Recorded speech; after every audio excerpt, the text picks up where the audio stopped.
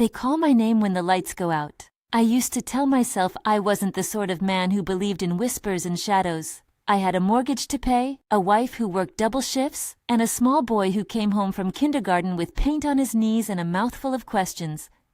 I could afford to laugh at ghost stories. I did. Until a paycheck and a desperation louder than my doubt brought me to a job that changed the shape of everything I thought I knew about the dark. My name is Roberto Castillo. I was 37, flat broke, and tired of being proud in front of people who had never missed a meal. The night security position sounded like the kind of work a man could do without asking much of himself. Walk the grounds, check the gates, log your rounds.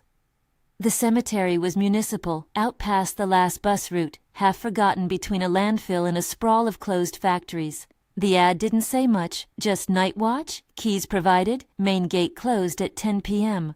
I called Don Eugenio for details. The contact number led to a voice that smelled like tobacco and old rain. He wanted someone who could keep to a schedule. He wanted someone who didn't mind the lonely hours. There was money in it. Enough to cover the lights for a month, the phone bill, the antibiotics when my boy caught whatever was crawling through kindergarten. That was the honest reason I took the job. Maybe that's the only honest reason people take these jobs. When loneliness and need meet, choices shrink until you are left with only what you can hold in your hands. Keys, a flashlight, a bit of dignity. I met Don Eugenio on a late afternoon. The sky baked a terrible gold, and the heat still clung to the stone. He was older than the voice suggested, small and bent, but with hands the color of iron, hands that had likely closed graves and turned earth for decades. He explained the rules in the way an old man explains things he has had to repeat so many times the words have smoothed themselves thin.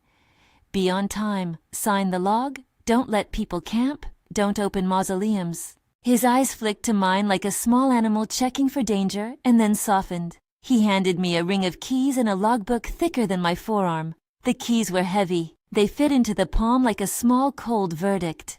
The cemetery by daylight is mostly what you'd expect from a place of memory left to bleed into neglect. Leaning headstones, names worn into capitals, ivy braided through iron fences, and the long, impossible lawns that smell faintly of rot. There was a mausoleum at the center that everyone gave a wider berth to. The locals muttered about it in the bar, and wives crossed the street in their 2 new shoes. The mausoleum was a stone thing, ancient-looking, though I never found any records saying it was old enough to be trusted.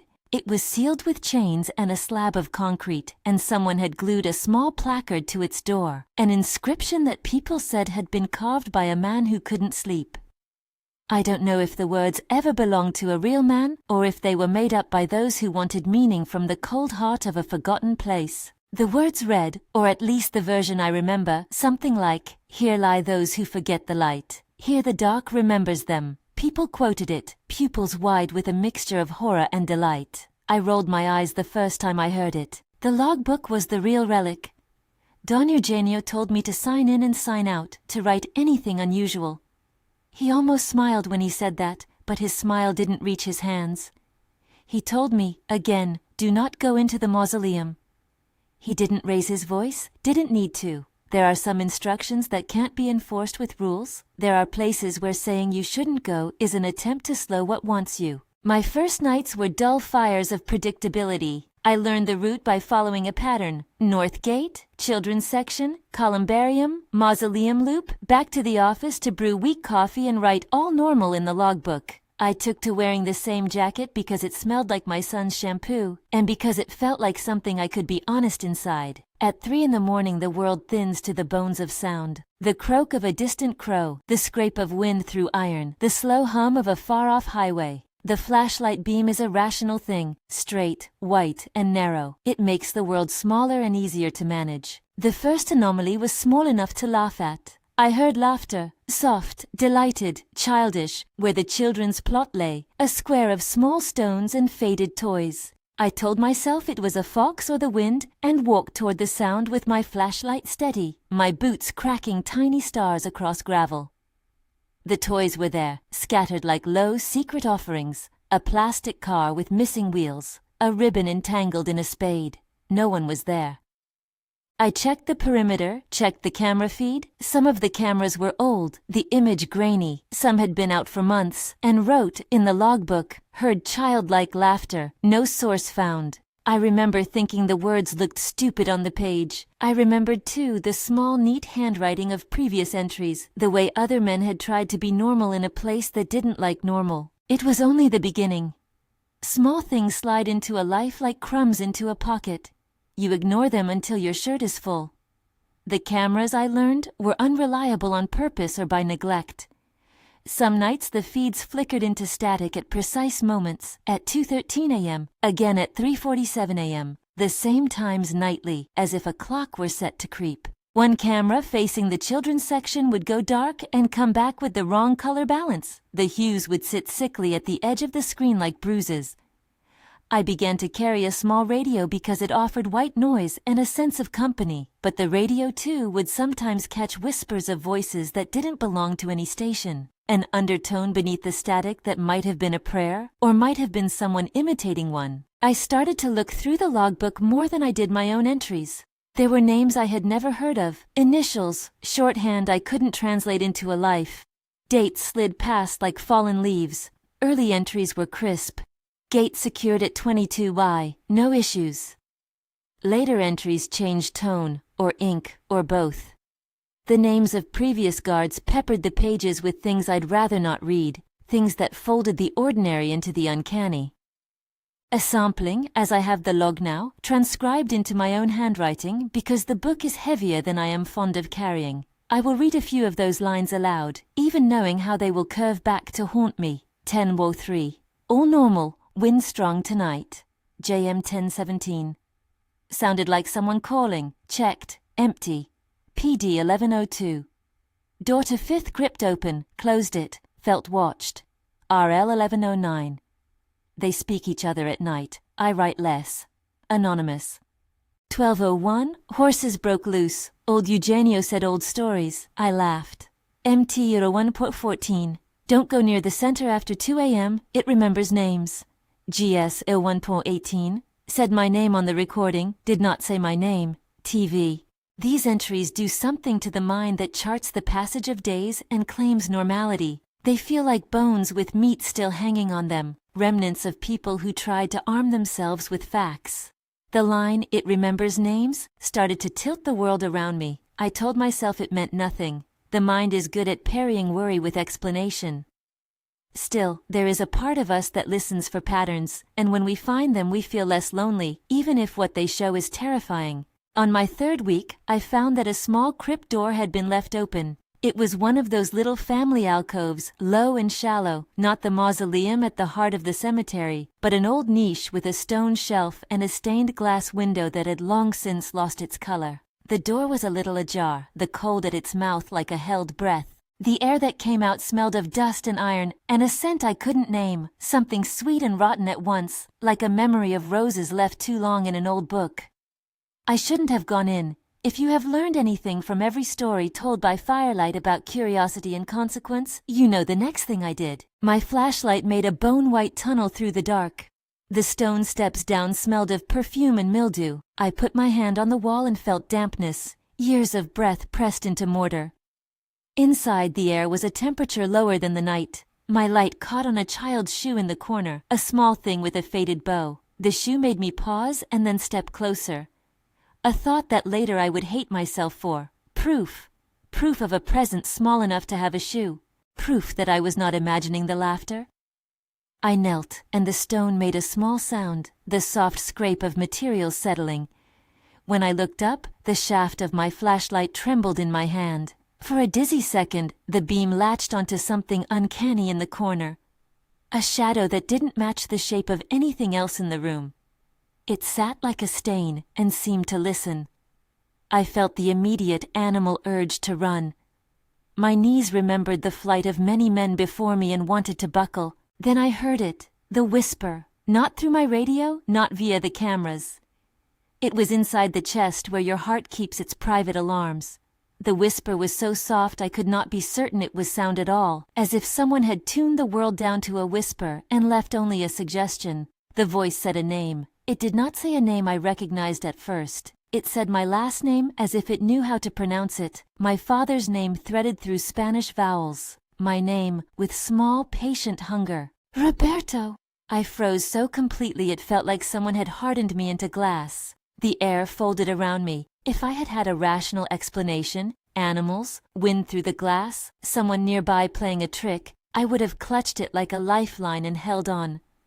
But the thing that said my name said it with the familiarity of someone who had been waiting months, perhaps years, for me to arrive. There was no malice in the voice at that moment, only recognition. Recognition is worse than malice sometimes. Recognition means you're being remembered. I stood then, too quickly. The light swung like a pendulum, and the clap of my boots on the stone felt like noise in a chapel. Upstairs the world was still. A dark garden, an iron bench, a barely moving moon. My palms were sweating inside my gloves. I wrote the night's entry as best I could. I sat in the office and placed the pen on the page that evening and wrote 3 words. All normal, nothing to report. Something in me folded around the lie like a small sharp coat. This is part of what fear does. It makes you choose the smaller lie. You put words on the page that you can live with. You tell your wife, it was fine, when the truth is a room full of whispered names. You laugh at cafe tables about your job being creepy, and trade stories with the sort of men who will say, I've seen worse, as if the number of horrors one has seen is something to be measured and displayed. Those first weeks had the pattern of an infection, small irritations that you think you can ignore. An unseen hand would brush the nape of my neck as I read the feed in the office. A smell like smoke would crawl through the vents when no one had been there. Once my radio caught the thin edge of a lullaby. Once, a camera caught the high, wrong angle of a figure standing very still behind the children's plot, and then the figure was gone when the feed came back. I began to dread the hours between 2 and 4 in the morning, the way one dreads a recurring appointment with a doctor you don't trust. I started to make notes that weren't for the logbook. They were for me. Times, temperatures, the name of the section I had walked, the way the wind had turned tonight. I began to tape small scraps of paper into the pages. Bits of metal that looked like something from a child's toy, a pressed flower that had turned brittle, the frayed end of a ribbon. I developed rituals because rituals prime the world to stay predictable. I checked locks 3 times, counted the steps between lamps, and when I couldn't sleep during the day, watched the mausoleum like a hawk attending a field. At the end of one long shift, only the birds were allowed to climb the sky above the mausoleum. I noticed the chains on the mausoleum's doors were slightly looser than before. One link had fallen against the stone and made a muted scrape that was almost music and almost threat. The padlock was still there. The chain looped across the seam. I told myself it must have shifted in the wind. I told myself I had imagined a looseness in the chain because I wanted a story to keep me awake. There were nights I felt watched simply by the placement of stones. Names arranged on plinths in a neat, repetitive pattern. Dates, names, epitaphs worn and slick. The cemetery is full of things that keep repeating themselves until you believe those repetitions are instructions. There was a children's plot with 3 tiny headstones, all carved in the same hand. Someone had carved the same name into 3 little slabs, and then the same name as a line underneath. Remembered always. The name was unreadable by the time I saw it, as if the stone had been kissed by wind until the letters ran thin. On the 10th night, I found an odd note tucked between the pages of the logbook. I had started to read the old men's handwriting like a new language, and this note made the letters crawl into meaning in a way I regretted. It was small and scrawled, and I remember the ink blotches like small black bruises. It said simply, "Do not answer when they speak. They will test with what you love." I didn't know then whether the note was a blessing or a trap. I kept it folded in my wallet for a full shift and told myself I wouldn't look at it. That night, I stood at the children's plot and recited my son's name into the dark just to see what would happen. Saying a loved one's name out loud is a sort of barometer for courage. It becomes a rope you can be hung upon. I spoke it softly, comedic little syllables my wife shortened to a nickname, and the dark answered, not with sound this time, but with an ache like a little bone being pressed. Do not answer when they speak. I could have obeyed if I had simply stopped. But humans are built of holes meant to be filled. There is something in us that wants to answer back. The static on the cameras got worse. I began to record the feeds to a small drive and watch them in the daylight, frame by frame. There were nights when the image stuttered and the frame would hold a shape for a moment that wasn't anything human, but was arranged in an intentional way. An arm at too many angles, a face where no face should be. On one recording, a figure tilted its head as if listening, and in the same second, the audio laced itself with a low, almost inaudible chorus. People breathing, a low intake of air that could have been many breaths gathered together. I played that piece of tape until my ears buzzed. I became protective of the logbook in a way I had never intended. It was a ledger and also a talisman. I liked the idea that you could hold a piece of paper and it would keep you safe by virtue of being paper.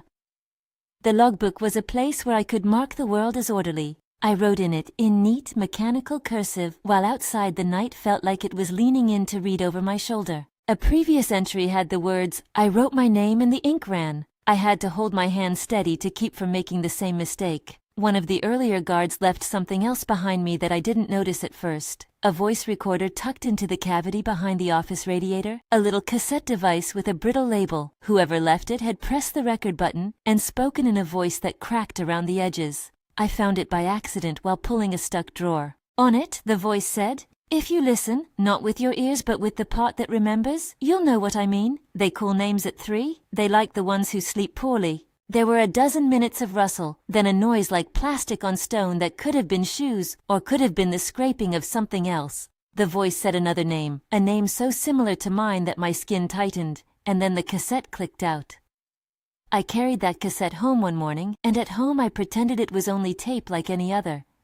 When my wife asked if I'd found something worth keeping, I said yes and lied that it was a loose radio frequency. Lies make small beds for our conscience to lay on. Evenings turned to a kind of ritual of curiosity and defense. I would walk the lantern route until every pair of eyes carved into stone had been accounted for, flip the office heater on, make terrible coffee bad for a man's teeth and a child's sleep. Sometimes, under a sky so black it seemed like ink spilled over a page, I would sit and study the names and try to imagine the lives they had been attached to. The mind does that thing with stories. It rewrites them too vivid to be true, until they fit into a pattern that makes sense. The dead look at you in hours like that and ask a quiet question: who will speak their names when we forget them?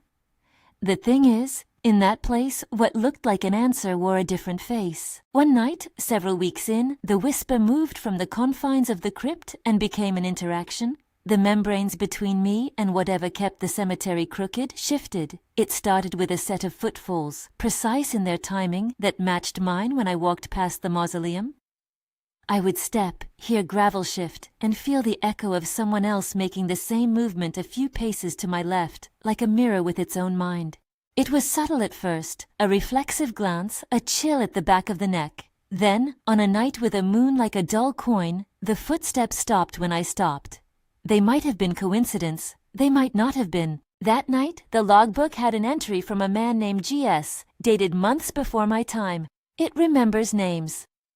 The smallness of the phrase belied the weight of what he meant. The phrase crawled into my head until it was a treadmill. I caught myself repeating it aloud in the office when the heater clicked on. I installed a cheap recorder on the mausoleum's doorstep that week. Partly suspicion, partly the gambler's belief that if you look hard enough you'll catch someone cheating. The recorder recorded an hour of nothing but wind and, at 2:03 a.m., the small sound of chain scraping stone. At 2:07 a.m., the chain tightened and then a soft, indeterminate chorus like a room full of breath. At 2:11 a.m., a single syllable, lifted like a moth's wing.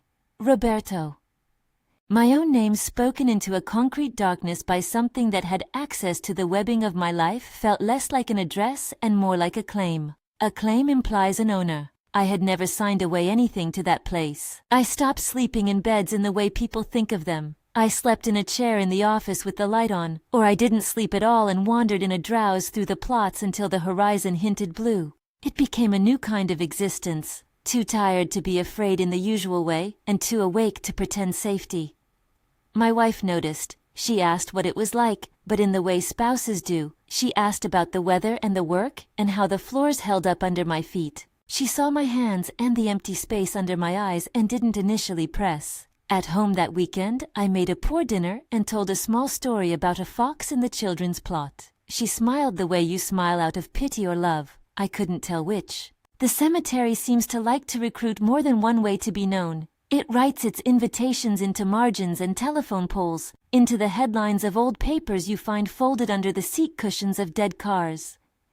In the bar where I sometimes went to drink away daylight, a man with a scar across his cheek told me, unprovoked, a half-memory.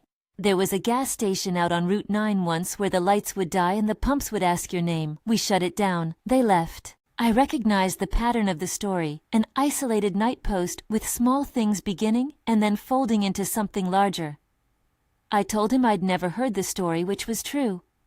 Shadows like to meet and share their characteristics across different places, like a family resemblance. I kept my ears open for patterns because patterns are the only currency you can use against the unknown. The logbook had, tucked between pages in handwriting smaller than the rest, a photograph. It was a Polaroid, the sort of thing you expect outdated people to have, but the picture itself could have been pulled from the teeth of time. It was the mausoleum. It looked like a live photo with motion frozen. The chains were at a strange angle and a blur of shape leaned just within the frame. On the back, in a hand that might have belonged to a man who smoked too much and wrote his breath into his notes, someone had written, "Do not take the light from them."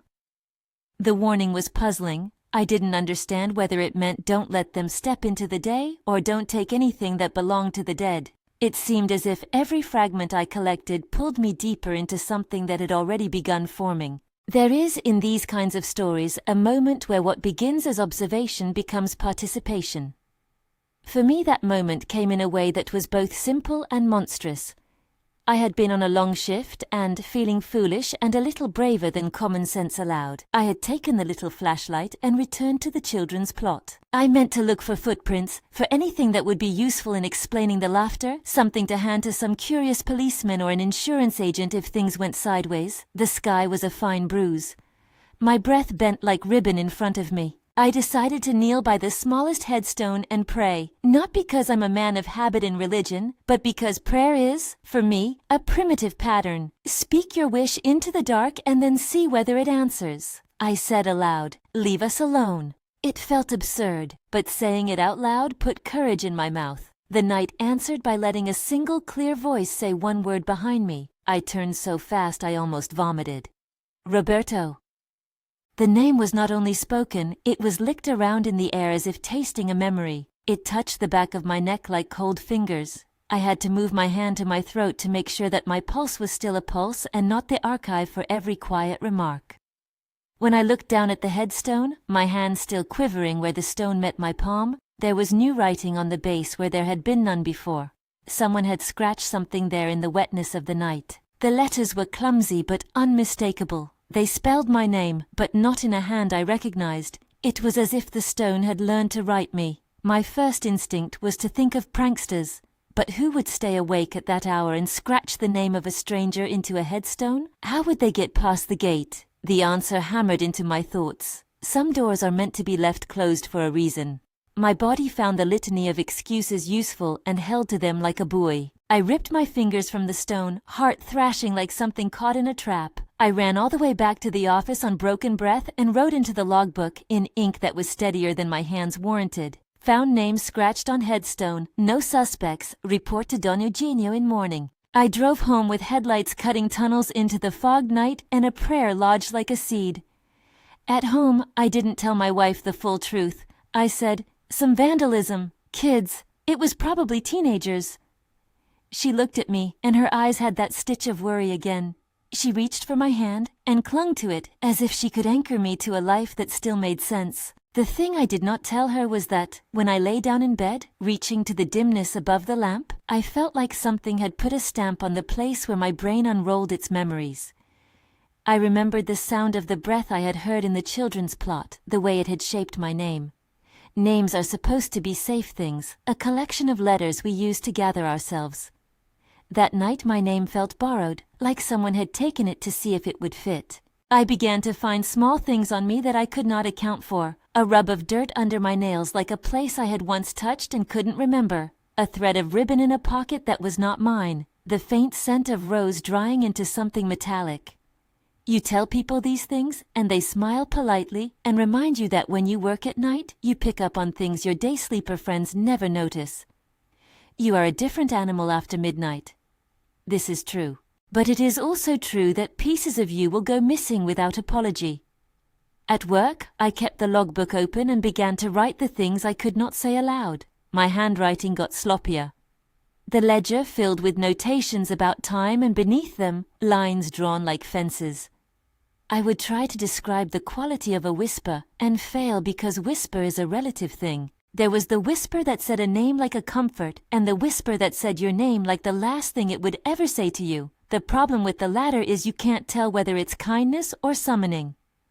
One of the logbook entries I copied into my notebook that month. This was a page written by a guard who had left in a hurry, his pen scrawl sloping down as if in a rush.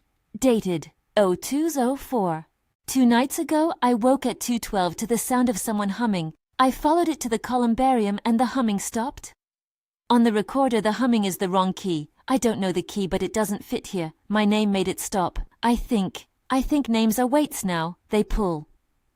That line, names are weights now, found a place in my head and would not shift. It became a river into which everything I observed fell. The more I read, the more the river carried me. I lectured myself on rationality until my tongue was tired. Then the march of facts, the cameras, the recordings, the scratches, the footsteps, began to make a different kind of sense. They suggested a shape I didn't want to accept. A pattern of attention. Some places remember and reach, and once you feel their attention, you are no longer certain you belong to your old life. The more nights I spent at the cemetery, the more I felt like a guest in a house that had rearranged itself around me. The mausoleum, which had been an object at the center, became the eye of the place, an attentive, unblinking thing. Doors that had been chained closed seemed to loosen in minutes when I wasn't looking. I found the chain in different positions sometimes, a slight slack where there had been tautness the night before. I began to mark the chain with a bit of chalk each evening so I could tell whether it moved. Chalk is a child's tool but also a sentinel. One night, after a week in which the whispering had increased, not only my name but the names of other guards, names like bookmarks slid into the margins of the night, I decided to test my fear with an experiment that I now look back on as the junction where curiosity decanted into disaster.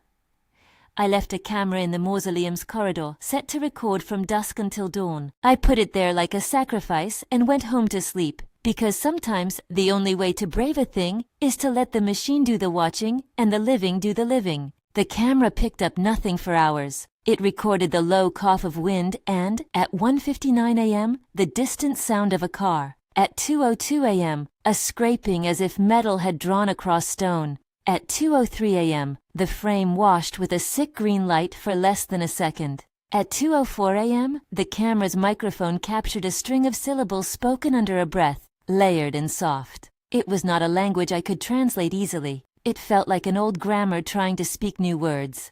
Then, at 2:07 a.m., it recorded a voice, not the thin chorus I'd heard before, but one distinct sound that it identified as my name. The voice said it with an accuracy that felt personal. The recording cut then, lazing into silence like a theater curtain. When I watched the footage in daylight, my hands shook so badly I had to grip the edge of the desk. The green light had been real, I told myself. The recording had caught something with a frequency my ears couldn't catch in the dark. The only thing I knew for sure was that I had been addressed. I was no longer merely watching the place had spoken back. I kept that recording duplicated, saved in at least 3 places. In the world of documentation there is comfort in redundancy. In the world of terror there is only the thin assurance of repetition. I took the recordings to Don Eugenio, and he listened with a gentleness that made my spine unsteady. He said, when the tape finished, "They like names." "Yes. What did you say back, Roberto?"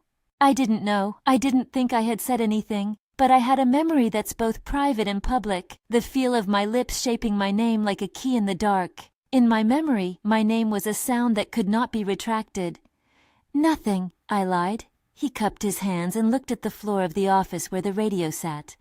"Don't answer when they speak," he said, and the words landed with the weight of someone who had been saying them for a long time. I kept working. I had to. There were bills and a boy's birth certificate, and a wife who deserved more than worry, and an absent husband. The job was still, in its blackly pragmatic part, a job. There was a beginning and an end to each shift, and the pay came the same way it always had, cold and practical. Between shifts, I thought I could keep my life intact, but adding the hours together creates something more than their sum.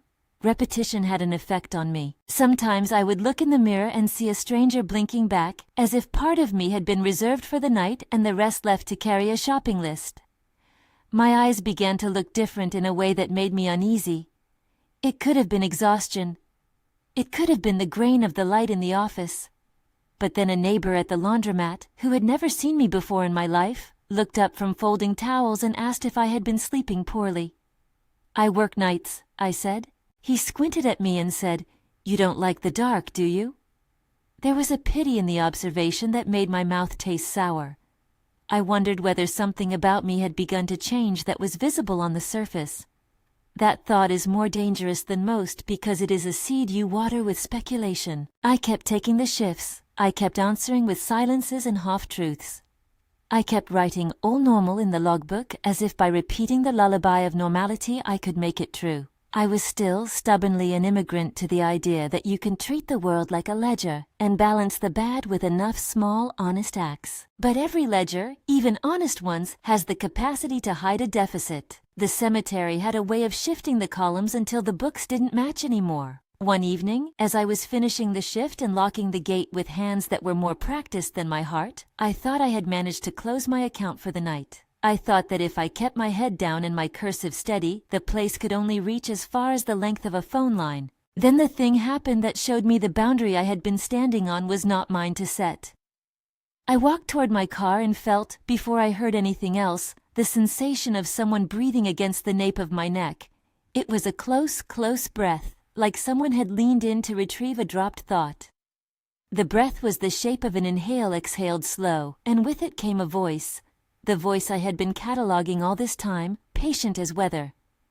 "Roberto." I did not turn. My legs were a kind of returned compliance. Turning felt like betrayal. The breath faded, as if it had been spent through a snout. When I turned at last, the cemetery behind me had the neat outline of stones, and the mausoleum crouched like a sealed animal. Nothing stood in the place where the breath had been. The gates were as they had been.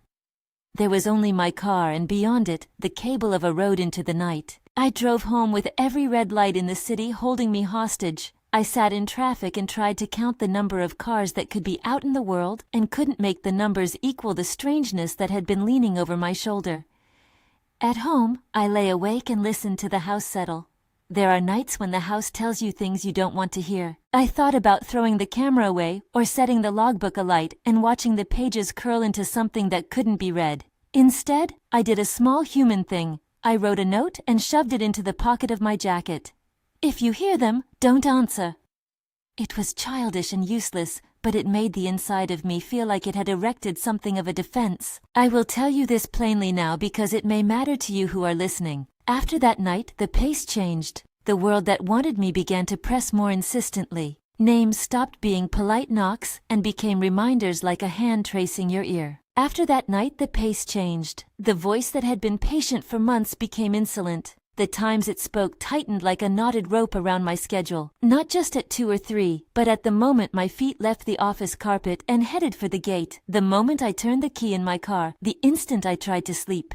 It felt less like being noticed and more like being owned. If you want more first-hand accounts like this, subscribe and stay for the full testimony. The escalation was not a single clean moment. It was a dozen small betrayals stacked until I couldn't climb out. A week of creeping, voices under sleep, shapes on the feeds, the sensation of someone touching the back of my neck whenever I sat at the kitchen table, led to a single night that changed everything. It began ordinary. The moon was thin, a silver thread pulled tight over stone. I did my rounds and checked the children's plot, the columbarium, the mausoleum perimeter the way I had for months. Light, listen, write. The logbook that night had empty spaces where the earlier guard's panic had been. I filled them with a mechanical neatness, careful not to let my hand confess anything my tongue would not. I signed out, locked the north gate, and turned my headlamp off only for a moment to brush dew from my windshield. I heard the footsteps before I understood their cadence. They matched mine exactly, the same slow, patient tread on gravel, but there were more of them, sibling steps echoing like reflections. I froze in the driver's seat as if the movement of my own body might betray a secret. The footsteps kept time with my breathing. When I stepped out of the car, they stopped. When I walked toward the gate, they resumed, to my left and to my right, in the dark, circling. There was no one visible. The parking lot lights were working. The office light hummed behind me. The sound wrapped itself around the gate. Then she appeared. She wasn't at first remarkable, just a figure at the edge of the lot, the shape of a woman in an old dress that seemed to suck the moonlight into it. Her clothes hung like relics. The hem trailed the ground as if it had been made for some colder century. She stood as still as a photograph, head cocked, hands tucked together, an impression of being dressed for a funeral that had been held 100 years ago. When she stepped forward, the gravel did not crunch. Her presence did not disturb the air the way a living body should. Her face was too pale, the kind of paper-thin skin that doesn't quite reflect the world. Her eyes were too empty. She pointed. At the mausoleum. She did not walk to it. She extended a finger like a conductor indicating a movement, and in the direction of the masonry, her hand seemed to make the air tremble. The chains that had been taut and impossible to move were loose. A padlock hung askew, light, sick, green, thin as bile, spilled out from the seam between the doors. I can be brave in little ways. I can hold a pen and lie. I can carry keys and keep my feet in step.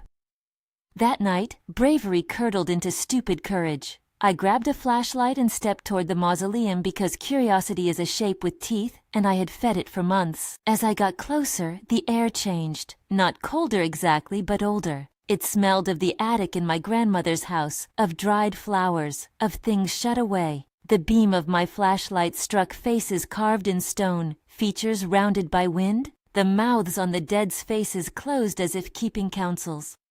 When I reached for the chain, it was warm. The padlock slid from its loop like someone had unlatched a throat. The doors parted with a sound like all the shutters in 1,000 empty houses opening at once. The light inside was not from any bulb. It spilled and pooled, and where it licked the edges of the chamber, the shadows inside seemed to breathe. I thought of running. My body knew the motion, but my feet were slow. From the gloom, figures resolved, at first as suggestion and then as fact. They poured from the mausoleum like breath released. Many shapes, some as tall as pillars, others small and quick. None had the solidity of a living person. They were formed of a suggestion of limbs, of garments that hung incorrectly on frames that should have had bones. They carried themselves like people remembering how to walk. The air tasted like metal. One of them stepped forward and lifted its head. It had hair like frost and the outline of a child's hand gesture. It said my name in a voice that was a chorus of all the soft voices I had heard on the recordings.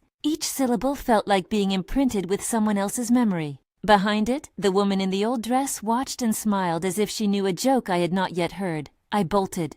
The gravel shredded the soles of my boots. I can still hear the cadence of my own breath, the shallow, sharp sound of running when the world has pivoted into fear. Hands reached. They were cold, wet, the suction of things trying to keep me from moving. One curled around my ankle, a sensation like clinging cloth. Another slid across the calf and left a whiteness where my blood had been pressed aside. I scrambled, slammed into a low wall, and found the gate somehow, found my car keys, and drove like someone whose hands had been replaced by other people's orders. I did not stop until the city's streetlights bled the cemetery into a memory. My wife and son were asleep when I stumbled into our house, the kitchen light stark and wrong. I showered until the water ran the sound of my pulse into the drain. I told my wife I had slipped on gravel and twisted an ankle. I lied again with the small professional ease of a man who lies for pay. In the morning, aided by coffee and the blue insistence of day, I convinced myself it had been adrenaline, nothing more. But when I looked in the mirror, there was a bruise darkening at the edge of my hand that had not been there the night before. I could not account for the small white gouge on my leg where fabric had been torn away. I went to the hospital 2 days later because the pain in my knee would not ease. They called it a sprain. The nurse wrapped it and asked questions with a gentleness that made me want to confess. The doctor asked whether I'd had any head trauma. I did not tell him about the voices.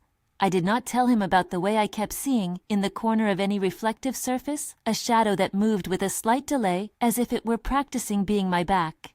Recovery took longer than the doctor expected. My nerves misfired. I dreamed of the mausoleum. I woke at odd hours with the bedclothes twisted around my legs and a taste of iron on my tongue. I started to misplace hours. Mornings drank entire nights from me. I would find a page of the logbook filled with words in my hand and no memory of having written them. My wife noticed everything. She started leaving notes on the fridge. Groceries. Pay electric? Did you remember the dentist? The notes multiplied like small flags of normal life.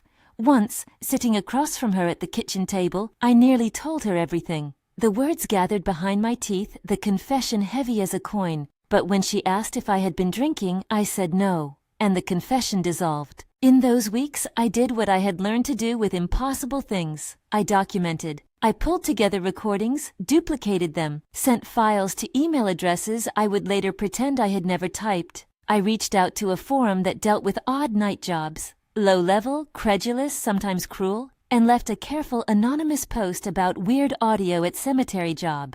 The replies were unsurprising. Some were jokes, others were theories about sunk roads and electromagnetic fields. A few were useful, pointing to an old news clipping tucked in an online archive. Because the internet keeps everything like a coroner keeps moths, I found traces of the cemetery's past. There was a small piece in a paper that had long ago folded itself into a scrap heap.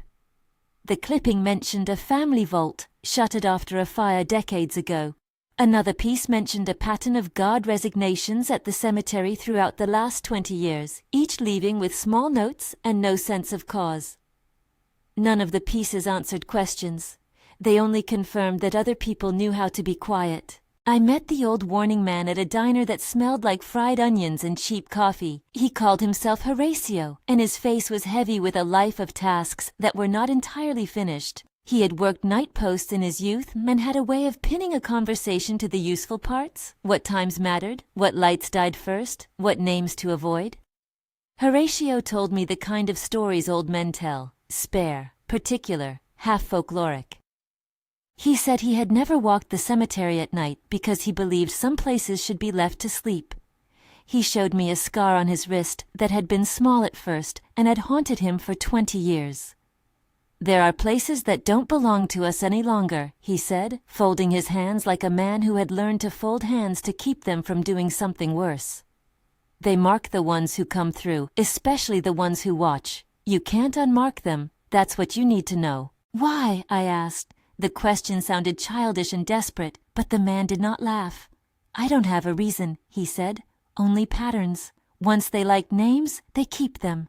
They like the ones with small families, kids, men who sleep in chairs. They like people who believe they can fix them with a ledger. Patterns kept appearing.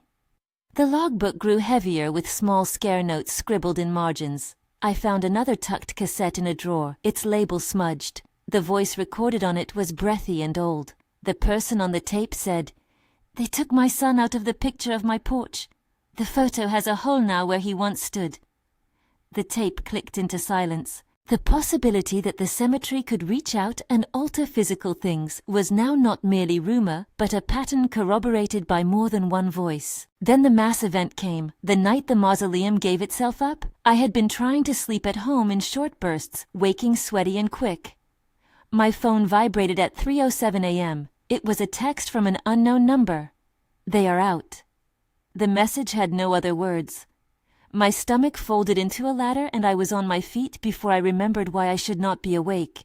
I drove in a way I had never driven before, angry, urgent, spilling along side streets to avoid traffic lights. The cemetery was already a hive of motion. People, neighbors, late shift workers, some of the old men from the bar. A couple of teenagers with headlights riffling like beetles had gathered outside the main gates.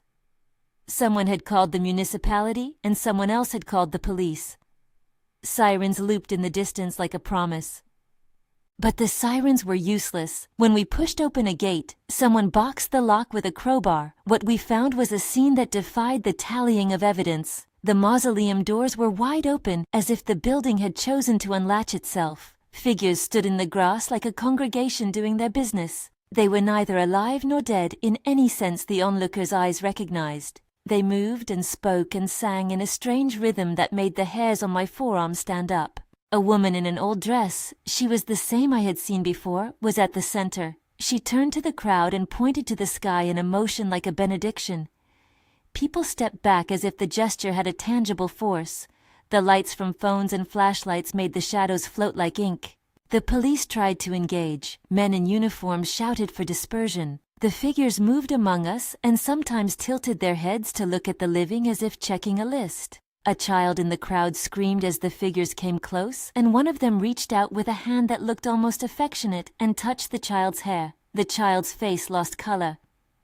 A woman ran forward and struck at the figure, and the hand slid through matter like fingers through fog. The sound it made, if I have to put it into words, was a sound like pages being turned one by one very quickly in a long book. In the scrum that followed, people pushed, and someone fell.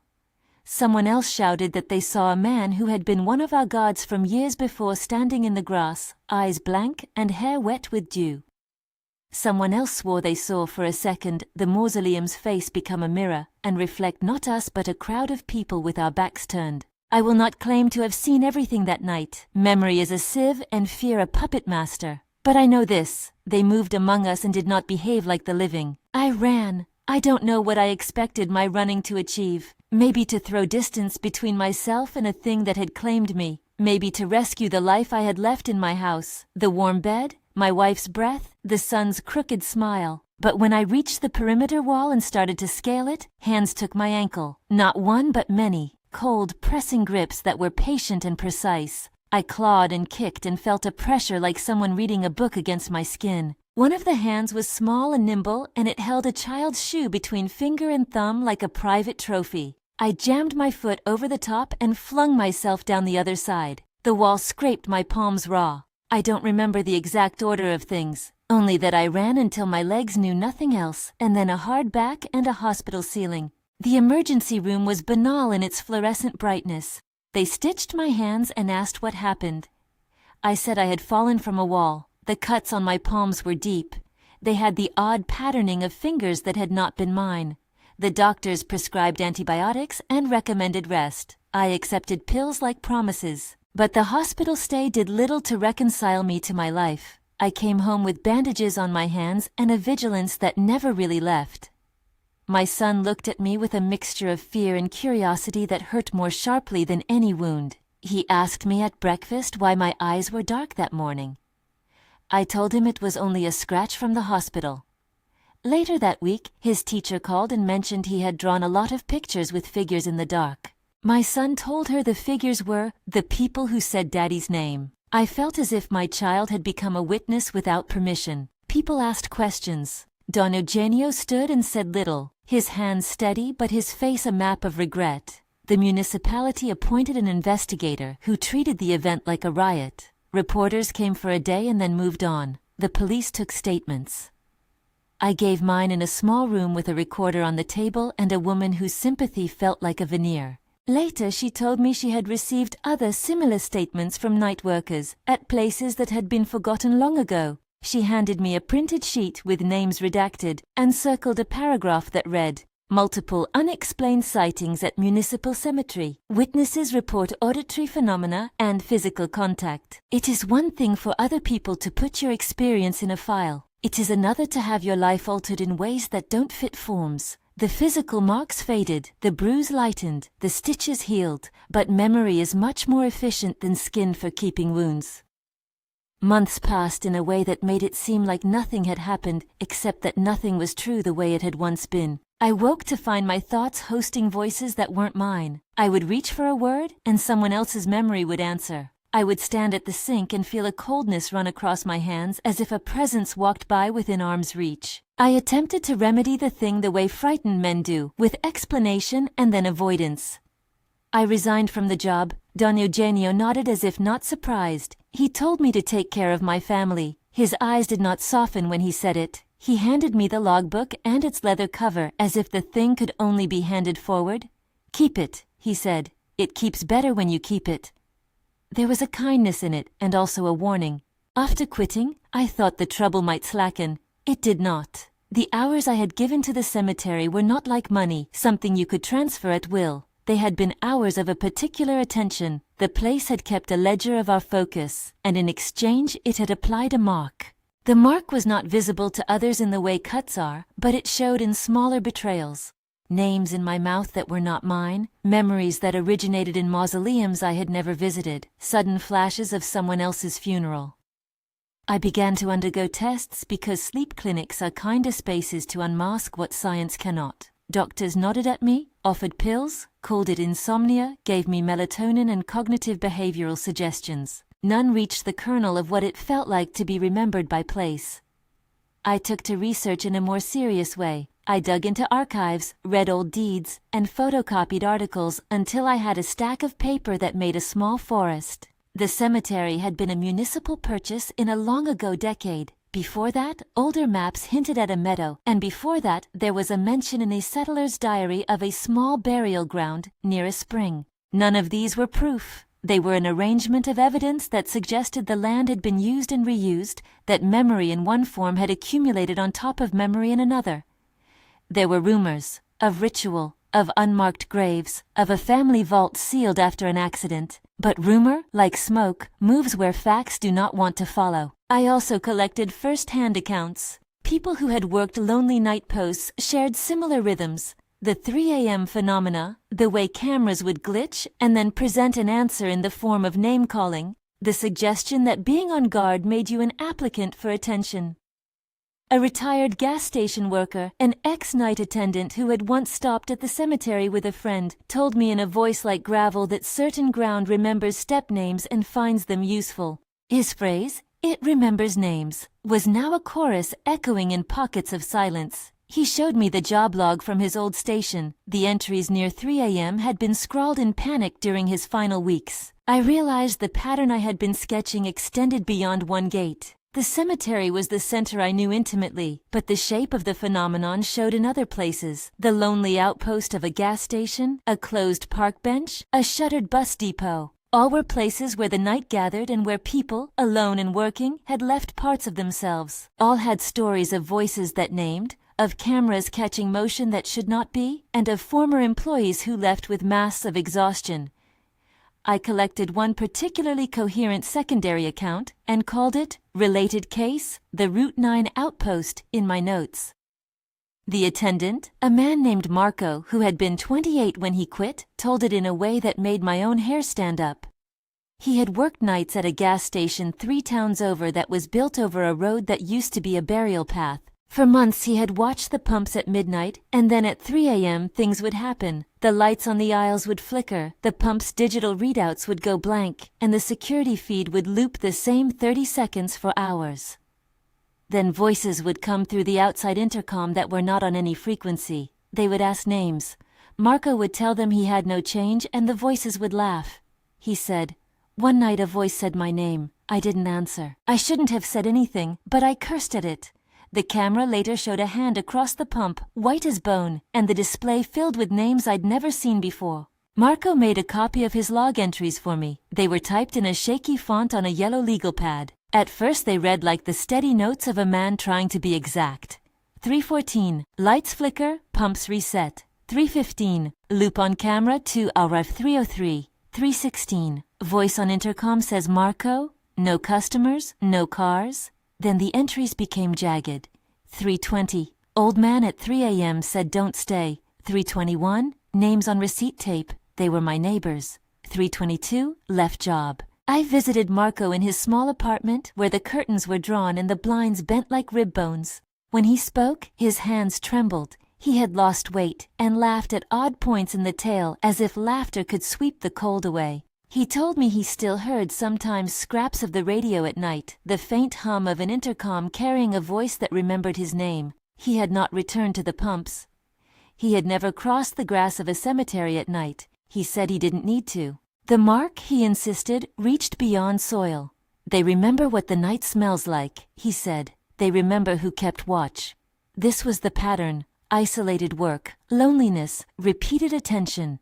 Places like graveyards or abandoned stations seemed to act as magnets for a kind of attention that did not stop at presence. They accumulated names like latches. My research turned up another artifact, an old municipal notice bound in a public ledger with an ornate inscription about keepers of the ground that had been buried in legalese. It was nothing that proved hauntings, but its language, to remember those who cannot answer, sat in my throat like a taste. In the margins someone had scrawled the words I had come to dread. It remembers names. The inscription resonated with the phrase I'd heard whispered in crypts and on tapes. The line crystallized into something like a thesis. Memory begets attention. Attention begets acclaim. The months after the mass event were a slow attrition. My wife asked for a separation because the house had become a place she did not recognize. She said she could not live with the constant tension, the way I talked in my sleep, the way my eyes, she said with a softness that was a blade, looked like someone else's.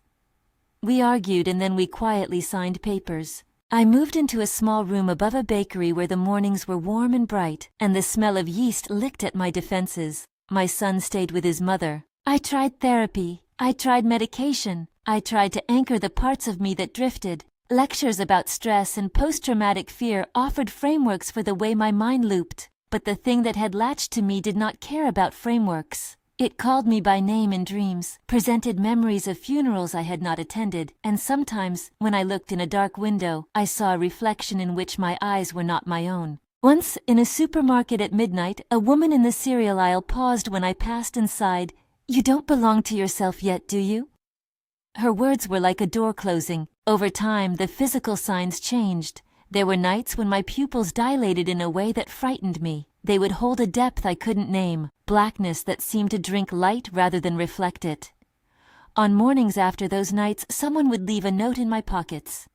Scribbles I did not write, a child's ribbon, a petal that had been dried and flattened. Once, tucked into the logbook that Don Eugenio had given me when I left, I found a new Polaroid. It showed the edge of the mausoleum and a shadow there that looked like the profile of a man. On the back, someone had written in ink that smelled faintly of smoke, "He keeps coming back like a favor." I will not pretend I never considered leaving the country. The thought of boarding a bus to somewhere with different stone felt practical and childish at once. But there are marks that travel with you. The cemetery had taught me that distance does not always mean freedom. Now I keep this testimony in multiple places, typed and saved on encrypted drives, printed and folded into a small blue envelope, sent to friends I trust to read and then do nothing. Part of me believes that telling the story is an act of removal, that if enough people hear the tale, it dilutes the claim. Another part of me fears that speaking the name aloud is the same as offering a key. I have tried in a way to make sense of what marked means. It does not necessarily mean possession in the theatrical sense. It means an attention that integrates pieces of you into its memory. At first it's small, your cadence, a phrase you liked, but later it can be devastating. Private recollections sliding into the public, dreams filled with crowds who assert familiarity with you, a persistence of other people's histories in your own mind. I have found images that are not mine waking me in the morning. I have been known, in the soft hours, to call a name from someone else's funeral. There are documents I am going to read to you now, bits I copied from the logbook after the mass event, lines that fold the outside into the cockpit of my memory. They are dated and they are blunt. 0327. They came in the grass. People saw hands pass through children. The old woman pointed. Gate forced. We called police. HM. 0327. My son asked me if the dead were lost. He hasn't asked that before. I don't know what to say. RC 0328. Found a ribbon tucked into ledger. Smelled like roses and rust. DP 0402. Camera 4 shows thief. Camera shows no thief. Camera shows our backs. AN. Those lines are a ledger of things that happened and cannot be simplified by a headline. Months later, I opened a private thread on a forum that gathered stories like mine and posted a follow-up. Someone with the handle Old Pump 99 replied and told of the Route 9 station, of pumps printing names on receipts, of the way the intercom would whisper, "Do you remember?" in the voice of someone you loved and didn't know. I messaged him and he agreed to meet. At a diner he told me the same thing Marco had, but with more details and a receipt tape he had saved. A long strip of thermal paper with names listed like inventory. The names were ordinary and terrifying. Neighbors, ex-workers, a child's middle name. Old Pump 99, whose real name turned out to be Jorge, said he had kept the tape because paper cannot erase easily. Paper keeps, he said. Paper is stubborn. I collected these artifacts like a man collecting fragments to bind his story into something larger. I flew across the state once to a small closed churchyard where an elderly woman had posted a flyer about voices at dusk. She told me of a mass grave dug during a flood when fewer records were kept, and of how, after that, people who worked the night shift nearby told of names called through vents. Every time I heard a new account, the pattern gained edges. It was as if the country had thin veins of memory that, when pressed by the right kind of attention, bled back. The more I learned, the less I knew how to fight. Best practices in dealing with inexplicable phenomena were not in any manual I could find. Priests came with blessings and incense and found no uniform effect. Scientists came and checked for gas pockets and electrical anomalies and left with polite notes. Journalists wrote and then left to move on to the next headline. The municipality put up new lighting and welded the gates shut. None of it changed the steady, particular way the places, remembered names. I began to notice a logic in the way the marked behave. They become more attentive to the past. They lose the heat of their own memory and replace it with other people's. They report images of funerals they had no part in. They have moments where their eyes seem like portals to a crowd who remembers them differently. This slow erasure is not spectacular. It is banal and witty, and because it's slow, it can be hidden behind 1,000 plausible life events. Divorce, insomnia, fatigue, the fragility of a man's mental focus. It is the way a stain spreads when you think to blot it with your shirt. There was one night, long after I had left the job and tried to stitch my life back together, when I went back to the cemetery. I told myself it was for closure or final documentation or to take a photograph with a friend as a dare. There was a small camera on the dashboard, friends from the forum with phones, and the taste of cheap bravado. We parked at a polite distance and walked the outer paths, the crunch of gravel sounding like the voice of memory. At the mausoleum, the woman in the old dress was waiting. She had more faces than once. Sometimes she was older, sometimes younger. That night she was older, and the black in her eyes was thicker. She pointed at me, and then to the group gathered, and then to the sky. We held the flashlights like lances, and the lights painted the shapes of the stones as if the cemetery were an amphitheater, and we were the audience for an event we hadn't auditioned for. I did the most human thing then and stepped forward. I wanted words that could be proof. She said my name and then something else, a sentence that wasn't quite in Spanish and wasn't quite English. It held syntax but not a grammar. When I tried to repeat it, I found my mouth forming small, obscene syllables that my language did not hold. In the cameras later, the footage showed only our backs. The angle of the night had swallowed faces. After that night, something in me hardened. Not courage, hardness is not the same thing, but a tired steadiness, like a man who has been hit and chooses, slowly, to lift himself up. I wrote more. I reached out to others. I compiled an index of reports. A small university took an interest and catalogued the logs I had saved. They took samples of the soil and wrote a careful, reluctant note that no abnormal chemical or radiological measurements were made, which in a way was both a respite and a condemnation. Modern instruments could not register the thing that had touched me. Time wore a line through interpersonal memory. My wife and I had a mediated agreement about custody of our son. She permitted visits under daylight. He still sometimes asked me whether I had friends who were like the people in the cemetery. No, I would say, and mean it as a defense.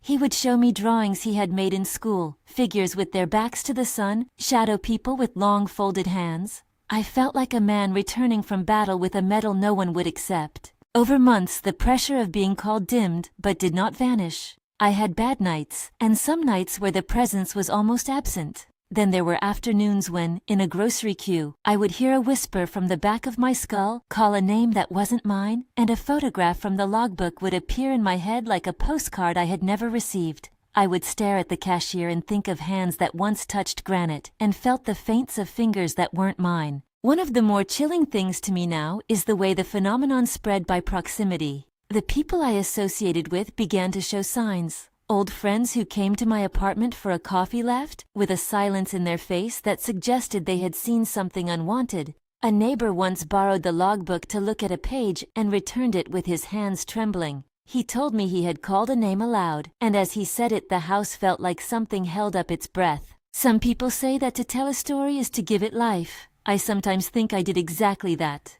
The testament I have been assembling may be both warning and invitation. Which brings me to the epistolary part of my testimony, the actual warning I am leaving in written form for anyone who finds this. I leave copies in multiple places because of a superstition that repetition can dilute. In a folder, I have scans of logbook pages, police reports, the fax notice from the municipal office, the Polaroid of the mausoleum with the ghostly blur at its edge. I have the cassette recordings. I have a printed message from Marco with the receipt tape. I have a note in my handwriting folded inside this very document that reads, "Do not answer when they speak. They will test with what you love."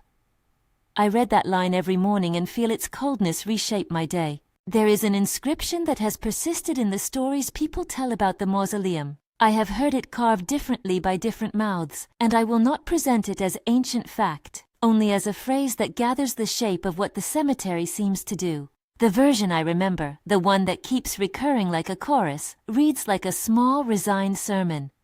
Here lie those who forget the light, here the dark remembers them. It is not a historical artifact I can prove. It is a refrain that appears on leaflets, in bar talk, in the margins of online posts. For the people who live in the lapse of these tales, it has become an anchor. A line you can curse or pray to, depending on your temperament. Now, 2 years after I left the cemetery, the call still reaches me. The intensity has ebbed and swelled. At times I can write pages without a whisper. At others my name will be carried by a gust of audio from a public address, and I will feel as though a credit is being charged to my life without my permission. The marks have layered themselves into my memory like rings in a tree. They are part of me now, as much as my scars are. The final thing I want to tell you is not a solution, there is no cure I can promise, but a direction. If this testimony reaches someone who is considering taking a night shift job in a place like this, think carefully. There is a cost that is not always monetary. There are jobs that ask for attention and take a kind of deposit on your private history.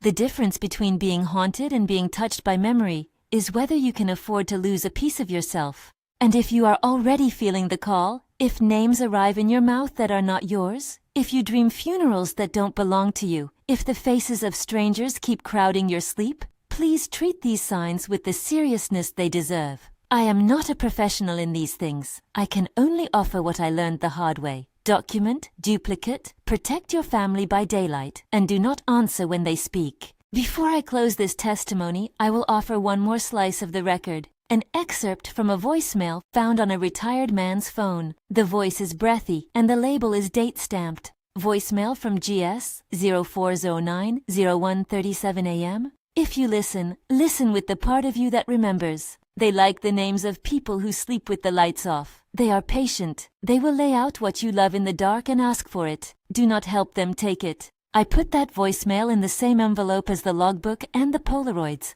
I keep a printed copy on my desk as if paper can act as prayer. This is my last part, an admission and a warning. I am not entirely free. I have come to accept a truth that hurts. When certain ground remembers you, the remembering grows hungry. It takes time, patience, the small vices you forgive it, a name, a memory, a picture, a child's ribbon. The thing does not only haunt places, it gathers people. It accumulates attention like a tide pulling straws. I write this now with the knowledge that voices will arrive tonight. They will test me with what I love. They have a long memory and a polite appetite. If you take this as an instruction manual, please do not. If you take it as a caution, hold it a little dearer. I close with the inscription repeated for the sake of pattern. Again, here lie those who forget the light, here the dark remembers them. Keep the words as you will, as poetry, as threat, as the last caution of someone who has been looked at too long. Keep them because they might save you, or because they will help you recognize what is already in the margins of your life. If this story has wandered into you like an uninvited guest, leave a mark of your own, not on stone, but in the comments. If you have an experience, a memory, a night job story, share it so we can map where memory gathers, and perhaps, one day, understand what it wants. They call my name when the lights go out. They call my name. They will call yours too.